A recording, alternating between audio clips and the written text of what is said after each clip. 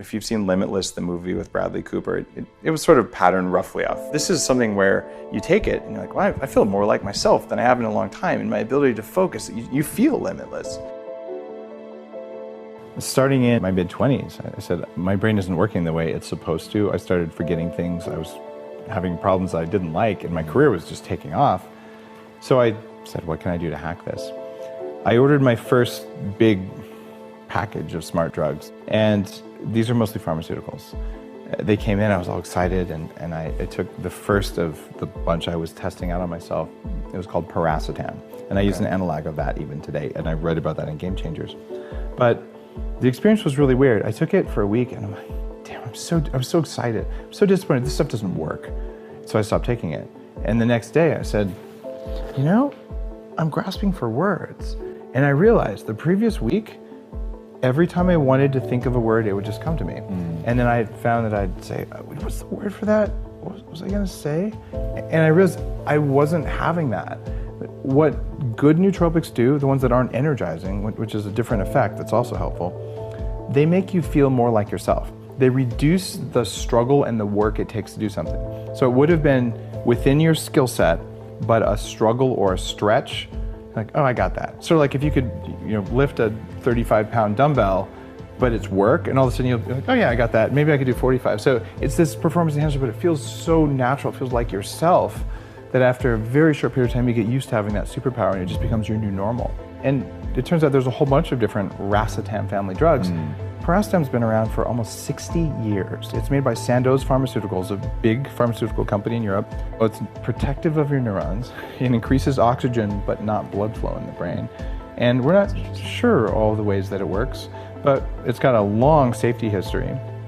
The downsides are it may use more acetylcholine, which is a neurotransmitter. You can eat raw egg yolks or take soy lecithin, or some of the supplements that I make have things that increase acetylcholine in it, and it's widely available at Whole Foods or anywhere. Would you have to eat raw egg yolks to get it? If they're lightly cooked, it's okay, but if you burn your egg yolks, you're not really going to get functional choline. It'll be burned. It's damaged by heat. So you go through that. It's like that might be one side effect. The other side effect, it amplifies caffeine. So you take one of these things, hold on, your brain works better. It protects your neurons in low oxygen environments, increases oxygen in the brain, and things work better. Like, I think I like this. And what I switched to, and in Game Changers I kind of give the dosage and all this, is one called aniracetam.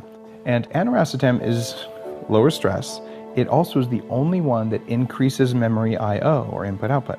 And I'm a computer science guy. I was a computer hacker by training when I weighed 300 pounds. And if you can increase the speed that you put something into a computer's memory or you get it out, it radically changes the performance of the whole computer. So faster memory means something. Well, as a human being, if you can find a substance that increases your ability to get things in and out of your memory, when you meditate, you're going to remember how to meditate better.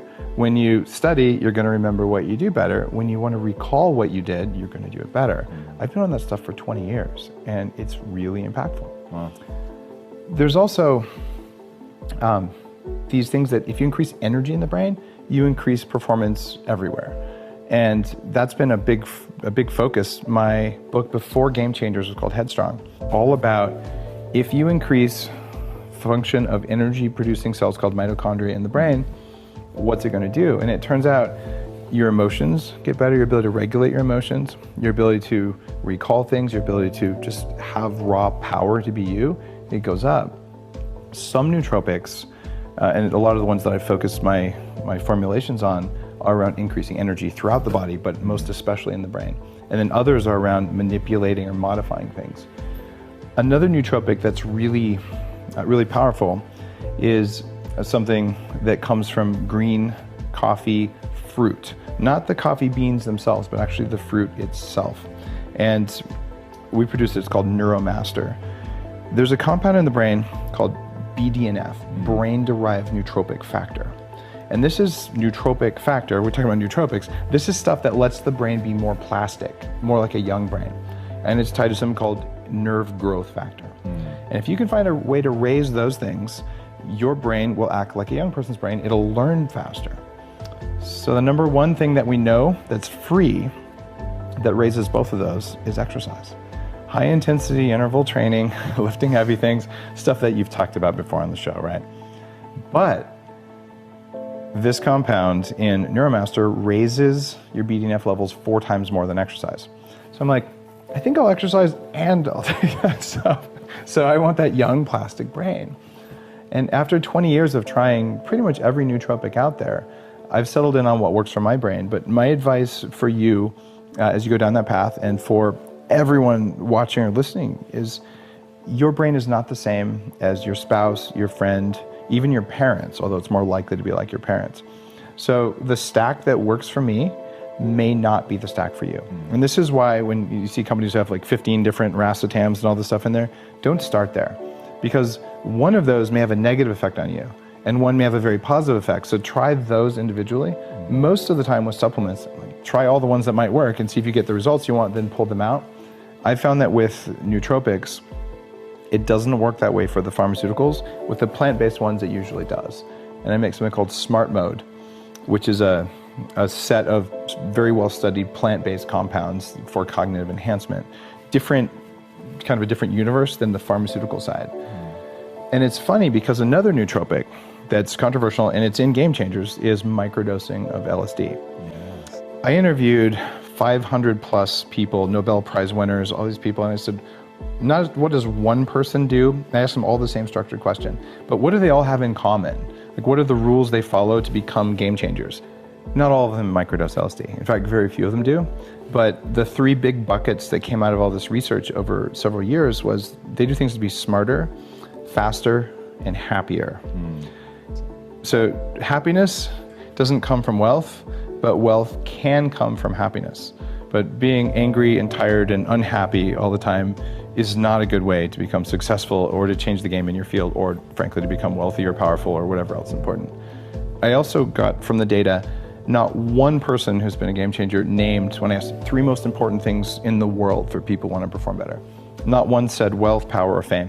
They're not seeking that. That is not the target. It is a side effect of them doing what they're here to do. And I had this dinner in New York. It was profound. My friend Andrew hosted this, and he has this long table, 25 people, and there's hedge fund managers, like big people in New York. And it was a Jeffersonian dialogue. And what that means is that instead of just having a random dinner conversation, one person asks a question at the table, and then we discuss it, only one person at a time. So we're all listening and focused. It was really cool. I've never done that before. And when it got to be my turn to ask a question, I said, all right, how many people here have used hallucinogens or psychedelics for personal development? Every single hand at the table went up. Wow. And I'm talking 20-year-old artists to 70-year-old senior executive people. They'd all done it at least once. Get outside your head doesn't mean you go do drugs. In fact, if you're under 25, I would say don't go do drugs because your brain's not done cooking. Don't go, to some random party, even Burning Man. Do it with a trained professional in a place where it's legal. And I talk about, you can actually go to a place in Costa Rica that has a medically licensed ayahuasca setting. I did ayahuasca in Peru 20 years ago with a shaman in the jungle, which was a transformative experience for me. But just to go out there and say, hey, I got some, I'm going to go to Disneyland, that is not good for your soul. It is not good for your performance. It's not cognitive enhancing. But having the ability to look in and see what your mistakes are, you can do this with holotropic breathing, which is a type of breathing that was developed to replace LSD for psychotherapy in the early 70s. I saw that in the book. Go into detail about that. Oh, I love this. So Tom, in addition to this, losing 100 pounds, getting control of my biology, and having a successful career, making my brain work better, when all the stuff that was supposed to work didn't work, I said, I'm going to go outside the box. I'm an engineer. So I'm going to try meditation. I said, I'm going to do a personal development thing. And I was at a point in my life, I was ending a relationship, and a friend said, Dave, you have to go do this. And I said, what is it? She said, I'm not going to tell you. So what? She said, you won't do it if I tell you. So just trust me. All right, fine. I didn't know what else to do. I was feeling kind of desperate. So I went to this personal development retreat. And a part of this was you'd lay down on a mat with a facilitator sort of watching over you. There's a bunch of other people in the room doing the same thing, and they play like movie soundtrack music, and you do this really deep, rapid breathing. And the technical term for what you do is called tripping balls. You're like, what is going on here? And literally... Is it because you're essentially hyperventilating? Yeah. Okay. You're hypoxic. I've done this with Stan Grof, the guy who invented it. He's the guy who created the field of transpersonal psychology. In the 60s in Czechoslovakia, when it was still one country, He had from Sandoz Pharmaceuticals, the same company that makes paracetam, he had a shipment of LSD when it was first invented. And he, as a licensed psychiatrist, treated 3,000 patients with LSD. And he noticed that they were all getting better, and he was frustrated that the Freudian stuff wasn't working. So they all get better, but there's patterns about how you come into the world. There's patterns where people get stuck, and he could help them work through it using this.